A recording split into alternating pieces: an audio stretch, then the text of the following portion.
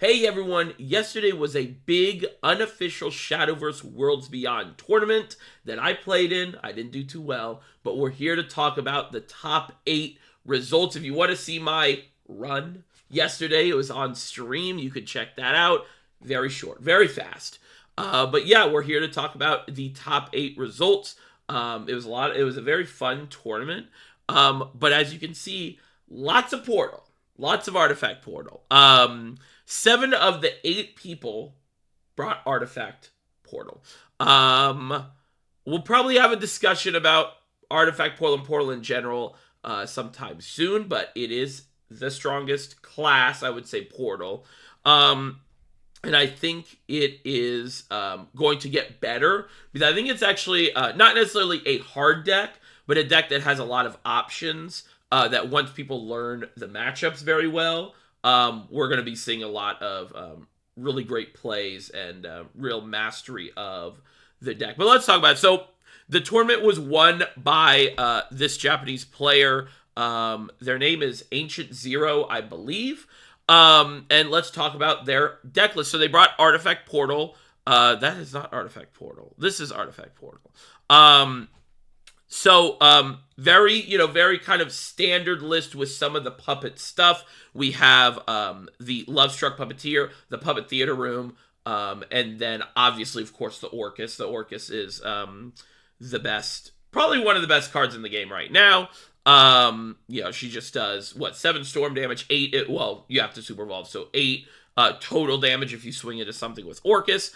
And if you combine that with any of the puppets you made with either the Lovestruck Puppeteer or the Puppet Theater Room, it's a pretty strong card. And then, of course, you just have all the other artifact stuff. Missing the cannon. I know the cannon is very hit or miss for some people. I personally am not too big of a fan of the cannon. Not that I have a choice because I've never pulled it from a pack. But I think the cannon is just a little weak against some of the better decks in the game right now. They're also playing the Yudi, which is kind of interesting. I really like this card. I talked about this card on stream a little bit. Was it yesterday or the day before? But 3-drop 3/3s are really strong right now in the game. And most of them are terrible. And this one is insane, even just for the fanfare. You don't really care about the Evo. But also the Evo helps you against some of these aggro decks that you need just a little bit of healing against. So really like this card. Really good card on curve. And that is one of the strengths of artifacts is its curve. It's really strong. My friend, kind of told me this. And I was like, yeah, that makes a lot of sense. Is Artifact Portal is the only deck right now that has 2 playable 1-drops. Because I was talking about how 1-drops are really weak in this game. But the fact that Artifact Portal has 2 of the best 1-drops makes its curve really strong. Obviously in the Elise, in the Artifact Recharge. But yeah, it's a pretty cool deck. I kind of like it, but very strong, very strong. I would be shocked if, it stays at its current power level for too long. It is just the best deck right now. At least the class is the best deck. Helped a lot by just some of these power cards like Orcus, and then even some of these just generically good cards like Sylvia, and then the fact that you can play some of these cards like the Lovestruck Puppeteer and the Puppet Theater, just really, really good. And then he also brought Spell Boost. This is this is not his Spell Boost. This is the wrong Spell Boost. I was going to talk about that in a second. This is his Spell Boost. Very basic list. Just 2 Williams, 2 Snowman armies, and then the 1 Cocytus is kind of the difference between all of these different lists. But yeah, it's Spell Boost. It's pretty good. And then there are 2 Japanese players. That one, Ancient Zero, and then another one. And they actually brought the exact same artifact list, so they probably, coordinated with each other. But they brought a different spell boost list, and this is the other person's spell boost list, with an interesting change: 2 dimension climbs. And then they're also running the 2 Emilus, which is, I believe, used for the forest matchup. It's, it can be a 0-cost 2/2, and then you could evolve it and combine it with either itself, just like, dealing 1 damage AoE, or a Truth Summons, and be able to do 1/2 AoE and clear some forest boards, because forest boards usually don't go above, like 2 health, right? So, kind of like that. I'm not too big of a fan of the 2-dimension climbs. I feel like that is like, kind of asking for trouble, but they were successful with it. So, pretty cool there. And then we have a couple unique decks outside of the D-Shift and the Dimension Climb and the Artifact Portal. Let's talk about Roach here. This is one of the Roach lists. Very basic. Roach lists are pretty much just going to be like 34 to 35 of the exact same cards, and then a couple changes ratio-wise.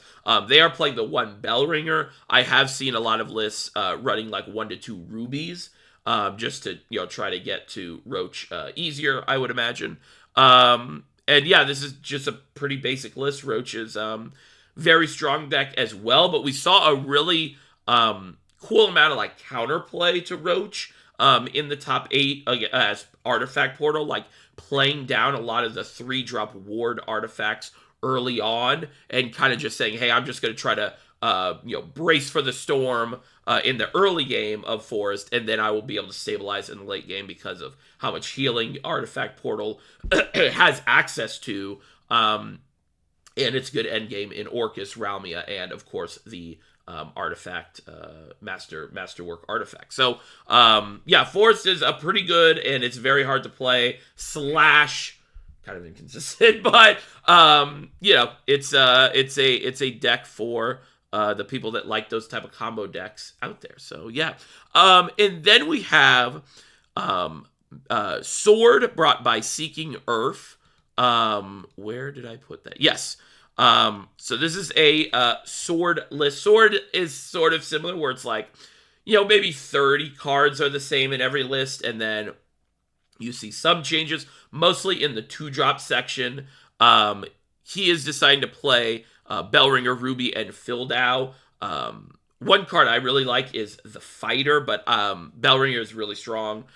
Ruby is really good to get to your important cards easier, because the way Sword loses is it doesn't see its good curve in the early game, or it kind of runs out of gas at the end if you don't see an Amelia, or if you only see 1 to 2 Amalias or Genos. So just having more consistency in that aspect, and it's just a fully said 2-drop is a smart idea. But yeah, this is just Sword. You're just trying to build a big board, fight for the board, and yeah, it's a pretty strong deck. I just wouldn't put it up in the tier 1, I would say. I don't think it's a tier 1 deck, but I think it has some things, and I think it's very strong if you draw really well. So yeah, and then the last interesting deck is from TK Weakest, Aggro Dragon. This is a really interesting list. It's an Aggro Dragon list that is not playing the Fan of Odahime, which is kind of interesting, and it is more of like a hybrid ramp. It almost reminds me of like a Storm Dragon deck list from old Shadowverse, where it's like you're still playing a little bit of amount of ramp, but it is mostly like an aggressive deck. So I'm playing the Fighter, one of my favorite cards, like I've talked about. Filled out, Searing Fire Newt, which is a really strong card. Little Dragon Nanny, which is a really strong card. Ifa, who has Storm. And then one of the interesting cards, Zell. Zell is a 3-drop 3/3, and then on Super Evolve, he's going to give another allied follower on the field Storm. I think this is mostly just used as a 3-drop 3/3. I have seen some aggro lists playing the Detective from the neutral set. I kind of like the Detective, but I think Zell might be a little more interesting and a little more have a little more application, especially if he sticks on the field. And then, yeah, we have the Dragon Sign, which is the ramp. We have the Draconic Berserker, which is a really strong card.